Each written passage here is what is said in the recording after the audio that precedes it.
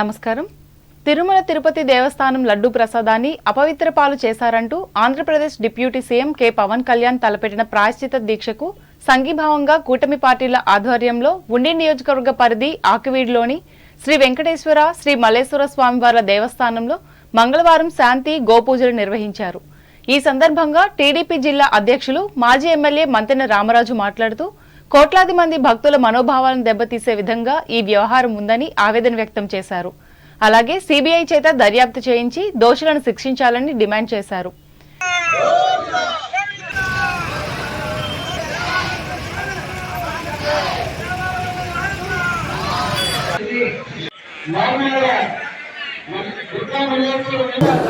మన యొక్క కలియుగ దైవమైనటువంటి ఏడుకొండల స్వామివారి యొక్క పెద్ద తిరుపతిలో ఏదైతే లడ్డూ ప్రసాదంలో అందరూ కూడా శాంతి పూజలు కానీ అదేవిధంగా గోపూజలు కానీ చేసి భారీ ఎత్తున ర్యాలీ కార్యక్రమం చేయడం జరుగుతూ ఉంది.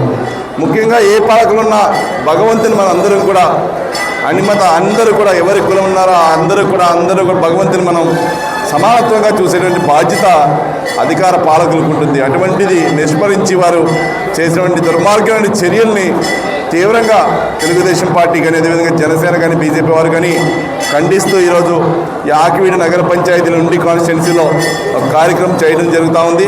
రాబోయే రోజుల్లో అయినా సరే ఆ భగవంతుని సేవ విషయంలో ఎవ్వరూ కూడా తప్పు చేసినటువంటి వారి అందరికీ కూడా శిక్ష పడుతుందని చెప్పి తెలియజేసుకుంటూ రాబోయే రోజుల్లో క్వాలిటీ నెయ్యితోటి గవర్నర్ నారా చంద్రబాబు నాయుడు గారు కానీ అదేవిధంగా పవన్ కళ్యాణ్ గారు కానీ అదేవిధంగా భారతీయ జనతా పార్టీ అందరూ కూడా నాయకులందరూ రాబోయే కొత్త బాడీ కూడా వస్తూ ఉంది. ఆల్రెడీ ఈవో కూడా కొత్తగా వెళ్ళారు. ఈ కార్యక్రమంలో బీజేపీ జనసేన పార్టీల ఉండి నియోజకవర్గ ఇన్ఛార్జీలు కోర రామ్మూర్తి, జుత్తికి నాగరాజు, మోటుపల్లి రామవరప్రసాద్, బొల్లా వెంకట్రావు, గొంట్ల గణపతి, కట్రెడ్డి ఏడుకొండలు పాల్గొన్నారు.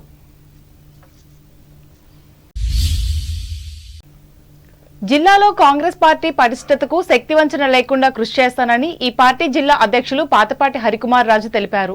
ఉండి నియోజకవర్గ పరిధిలోని కాలకూరు గ్రామంలో ఈ నియోజకవర్గ పార్టీ ఇన్ఛార్జి వేగేసిన వెంకటగోపాలకృష్ణంరాజు ఆధ్వర్యంలో మంగళవారం నిర్వహించిన అసెంబ్లీ స్థాయి సమావేశంలో ఆయన పాల్గొని మాట్లాడారు. దేశంలో అతిపెద్ద చరిత్ర కలిగిన పార్టీ అని వర్ణించారు. ప్రతి ఒక్కరూ తమ వంతు సహాయ సహకారాలను అందించాలని కోరారు. ఈ సమావేశంలో నాయకులు సోడదాసి గంగయ్య, మండల పార్టీ అధ్యక్షులు కోలి సత్యశ్రీనివాస్, గంజాల సుబ్రహ్మణ్యంలు పాల్గొన్నారు.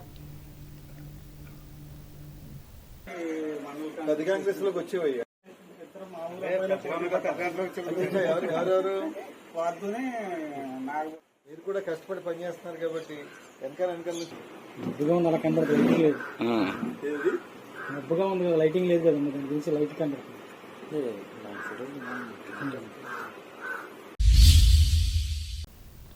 తూర్పుగోదావరి జిల్లా వార్తలు.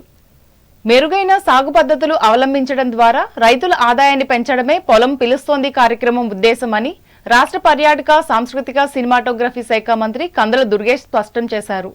తూర్పుగోదావరి జిల్లా పెరవల్లి మండలం కాకరపరు గ్రామంలో వ్యవసాయ, దాని అనుబంధాల శాఖల ఆధ్వర్యంలో మంగళవారం నిర్వహించిన పొలం పిలుస్తోంది కార్యక్రమాన్ని ఆయన ప్రారంభించి మాట్లాడారు. వారంలో 2 రోజుల పాటు ఈ కార్యక్రమాన్ని నిర్వహిస్తామని తెలిపారు. వ్యవసాయ శాస్త్రవేత్తలు రైతులు ఎదుర్కొంటున్న పలు సమస్యలు పరిష్కారానికి అవసరమైన సలహాలు, సూచనలు అందిస్తారని చెప్పారు. అలాగే రసాయనాలు అధిక వినియోగం వల్ల ఖర్చు అధికమవుతుందని, వ్యవసాయ శాస్త్రవేత్తలు సూచించిన మేరకే ఎరువులు వాడాలని విజ్ఞప్తి చేశారు. అనంతరం దుర్గేష్ జిల్లా మహిళా శిశు సంక్షేమ శాఖ నిర్వహించిన సామూహిక సీమంతాల కార్యక్రమంలో పాల్గొన్నారు.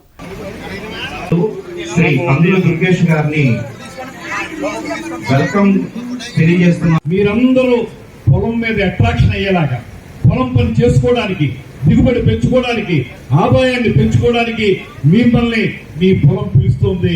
పొలంలోకి వెళ్ళండి, బాగా పనిచేయండి, వ్యవసాయాన్ని గిట్టుబాటు చేసుకోండి అనేటువంటి మాటని మీ అందరికీ తెలియజేస్తూ, ఇక మూడోది స్వర్ణాంధ్ర 2047 2047 సంవత్సరం వచ్చేటప్పటికి, అంటే 1947లో మనకి స్వాతంత్రం వచ్చింది. 2047 వచ్చేటప్పటికి మనకి స్వాతంత్రం వచ్చి 100 సంవత్సరాలు పూర్తవుతుంది. అందుకే ఇవాళ కేంద్ర ప్రభుత్వం వికసిత భారత్ అనేటువంటి ఒక కార్యక్రమాన్ని ఏర్పాటు చేస్తే దాన్ని మనం మన ఆంధ్రప్రదేశ్ లో మన ముఖ్యమంత్రి గారు, ఉప ముఖ్యమంత్రి గారు ఇద్దరు కలిసి దీనికి స్వర్ణాంధ్ర 2047 అనేటువంటి పేరు పెట్టారు. ఈ స్వర్ణాంధ్ర ఉద్దేశం ఏంటంటే 2047 వచ్చే నాటికి ఆంధ్రప్రదేశ్ స్వర్ణమయం అవ్వాలి. అన్ని రంగాల్లో కూడా ఆంధ్రప్రదేశ్ అగ్రగామిగా నిలబడాలి. అక్షర క్రమంలో మాత్రమే కాదు, అభివృద్ధిలో కూడా నెంబర్ 1 గా ఆంధ్రప్రదేశ్ ని తీర్చిదిద్దడానికి మన ప్రభుత్వం కృషి చేస్తున్నటువంటి మాటని మీ అందరికీ మనవి చేస్తున్నాను. ఈ కార్యక్రమంలో మాజీ శాసనసభ్యులు బూరుగుపల్లి శేషారావు, జిల్లా వ్యవసాయ అధికారి ఎస్ మాధవరావు, జిల్లా హార్టికల్చర్ అధికారి కె సత్యకుమారి తదితరులు పాల్గొన్నారు. అంబేద్కర్ కోనసీమ జిల్లా వార్తలు. ప్రజలు స్వయం ఉపాధి యూనిట్లు స్థాపించేందుకు రుణాలిచ్చి ప్రోత్సహించాలని అంబేద్కర్ కోనసీమ జిల్లా కలెక్టర్ ఆర్ మహేష్ కుమార్ బ్యాంకర్లకు పిలుపునిచ్చారు. అమలాపురం కలెక్టరేట్లో మంగళవారం నిర్వహించిన జిల్లా స్థాయి బ్యాంకర్ల సంప్రదింపుల కమిటీ సమావేశానికి ఆయన అధ్యక్షత వహించి మాట్లాడారు. ప్రతి బ్యాంకు బ్రాంచ్ మేనేజర్లు తమకు నిర్దేశించిన వార్షిక రుణ లక్ష్యాలు చేరుకోవాలన్నారు. పేదరిక నిర్మూలనే ధ్యేయంగా ప్రభుత్వ ప్రాధాన్య పథకాల అమల్లో భాగస్వాములు కావాలని సూచించారు. అత్యంత కీలకమైన వ్యవసాయం, పారిశ్రామిక రంగాలతో పాటు స్వయం ఉపాధి కల్పన పథకాలకు ప్రాధాన్యమివ్వాలని కోరారు. తిరుపతి లడ్డు ప్రసాదం అపవిత్రత ఘటనను నిరసిస్తూ ఉప ముఖ్యమంత్రి పవన్ కళ్యాణ్ చేపట్టిన ప్రాయశ్చిత దీక్షకు మద్దతుగా రాజోలులో ఎన్డీఏ కూటమి నేతలు దీక్షలు చేపట్టారు. రాజోలులోని ఆంజనేయ స్వామి గుడి వద్ద చేపట్టిన ఈ దీక్షలో రాజోలు ఎమ్మెల్యే దేవవర్ ప్రసాద్ పాల్గొని మద్దతునిచ్చారు. అనంతరం ఎమ్మెల్యే మాట్లాడుతూ లడ్డూలో కల్తీ నెయ్యి వినియోగం బాధాకరమని అన్నారు. ఘటనకు కారణమైన వారిపై కఠిన చర్యలు తీసుకోవాలని డిమాండ్ చేశారు. ఈ సందర్భంగా పలువురు మహిళలు గోవిందనామాల సంకీర్తన, విష్ణు సహస్రనామం పారాయణ చేశారు.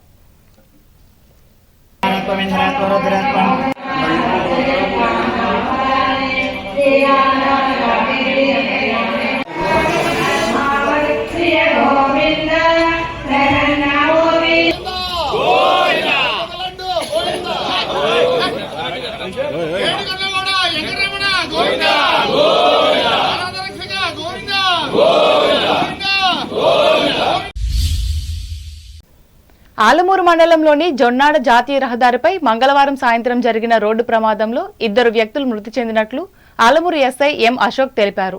ఆయన తెలిపిన వివరాల ప్రకారం మండలంలోని చొప్పెల గ్రామానికి చెందిన వానపల్లి రాజేష్, కడియం మండలం దుల్ల గ్రామానికి చెందిన వేగిరాజు, సీతారామరాజు అనే 2 వ్యక్తులు ద్విచక్ర వాహనంపై రావులపాలెం వైపు వస్తుండగా జొన్నాడ ఏటిగట్టు సమీపానికి వచ్చేసరికి అదే మార్గంలో మత్స్యకారుల వాహనం కపిలేశ్వరం వైపుకు మలుపు తిరుగుచుండగా ద్విచక్ర వాహనదారులు వెనుక నుండి బలంగా ఢీకొనడంతో అక్కడికక్కడే మృతి చెందారన్నారు. మృతదేహాలను పోస్టుమార్టం నిమిత్తం మండపేట ఏరియా ఆసుపత్రికి తరలించి కుటుంబ సభ్యులు ఫిర్యాదు మేరకు కేసు నమోదు చేసి దర్యాప్తు చేస్తున్నట్లు ఎస్ఐ తెలిపారు. ఏలూరు జిల్లా వార్తలు. ఏలూరు జిల్లా ప్రముఖ పుణ్యక్షేత్రం ద్వారకా తిరుమల చెన్నవెంకన్న ఆలయ నూతన ఈవోగా ఎన్వీఎస్ఎన్ మూర్తి మంగళవారం బాధ్యతలు చేపట్టారు. ముందుగా ఆలయానికి విచ్చేసిన ఆయనకు ఆలయ అర్చకులు, అధికారులు స్వాగతం పలికారు. అనంతరం ఆలయం చుట్టూ ప్రదక్షిణ చేసి స్వామి అమ్మవార్లను దర్శించుకుని ప్రత్యేక పూజలు నిర్వహించారు. ఆలయ ముఖ మండపంలో ఆయనకు అర్చకులు, పండితులు స్వామివారి శేషవస్త్రం కప్పి వేద ఆశీర్వచనం అందజేశారు. అనంతరం ఆలయ సిబ్బందితో మూర్తి మాట్లాడుతూ సిబ్బంది అంతా సహకరించాలని, శ్రీవారి ఆలయానికి వచ్చే భక్తులకు ఎటువంటి ఇబ్బందులు కలగకుండా పనిచేయాలని సూచించారు.